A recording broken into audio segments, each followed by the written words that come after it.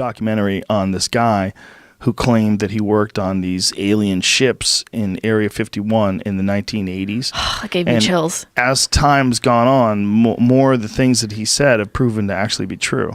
Like what? Including an element that he talked about. Element 115, I think it was called. Like an organism from outer space? No, an element, like a man-created element, like there's carbon. Right. And, there's an element that they created that he talked about way before it was ever publicized.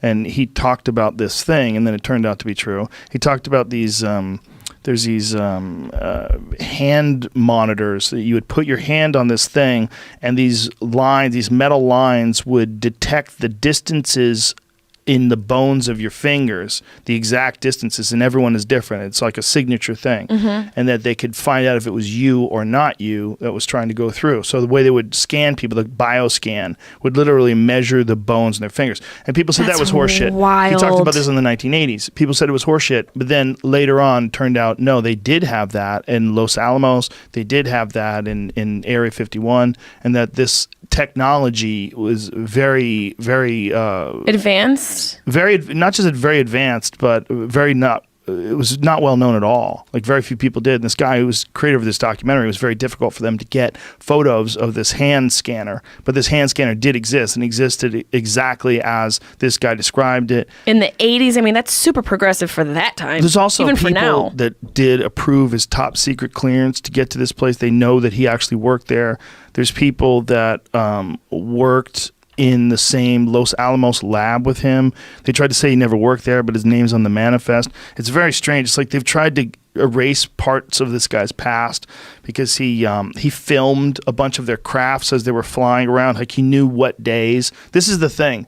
That thing right there, you put your hand on that, and it actually measures the distance of the size and length of your bones. That looks like something that's inside of an escape room in L.A. It does. It's hilarious. It's so true.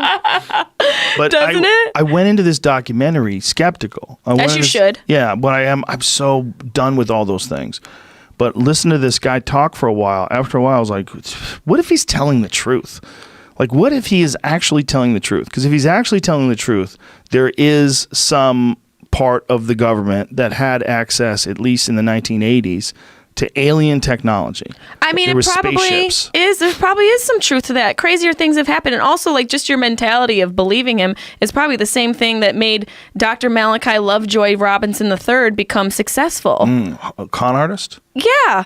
I mean, either this dude, there's validity of what he's saying in this documentary, which I can't wait to watch, or he's just really great at painting a picture. Some people are so good at convincing you That's true. of truths. True. There's, people with like borderline personality disorder and every sort of spectrum in between there. They become really good manipulators. That is true. However, usually they do that in more than one avenue. Absolutely. And this guy's not doing that. Yeah, so if it's just a documentary, then... Yeah, also hasn't varied his story. Like, I mean, he might have, like, changed the way he says things in terms of, like, the words he chooses, but the actual story is exactly the same as he was telling a long time ago.